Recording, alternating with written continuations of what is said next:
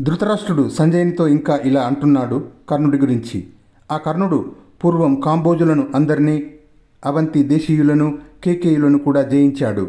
గాంధారులను, మద్రకులను, మత్స్యులను, త్రిగర్తులను, తంగనులను, శకులను, పంచాలులను, విదేహులను, కులిందులను, కాశీ కోసల రాజులను, సుకుములను, అంగులను, వంగరాజులను, నిషాదులను, పుండ్రులను, చీరకులను, వత్సులను, కళింగులను, ఆనర్తులను, అశ్మకులను, ఋషికులను, శబరులను, పరహూనులను, ప్రహూనులను, సరళులను, మ్లేచ్ఛ దేశాధిపులను, దుర్గాలలో వనాల్లో ఉండే రాజులను, ఆటవీకులను యుద్ధాలలో జయించి మనకు పన్ను చెల్లించేటట్టు చేశాడు.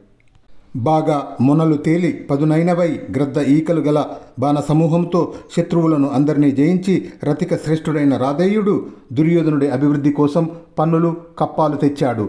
దివ్యాస్త్రవేత్త, పరమాస్త్రాలు తెలిసినవాడు, మహా తేజస్వి, సేనా రక్షకుడు అయిన ఆ కర్ణుణ్ణి పరాక్రమవంతులు, శూరులు అయిన పాండవులు యుద్ధంలో ఎలా వధించగలిగారు? చక్కగా వర్షాలు కురిపిస్తాడు కాబట్టి దేవతలలో ఇంద్రుణ్ణి వృషుడు అంటారు. అలాగే మానవులలో కర్ణుడు దానశీలి కాబట్టి వృషుడు అంటారు. ఈ ఇద్దరు తప్ప మూడో వాడిని ఎవడిని వృషుడు అనటం మనం వినలేదు. గుర్రాలలో ఉచ్చైశ్రవం శ్రేష్టం, రాజులలో కుబేరుడు శ్రేష్ఠుడు, దేవతలలో మహేంద్రుడు శ్రేష్ఠుడు, యుద్ధ వీరులలో కర్ణుడు శ్రేష్ఠుడు.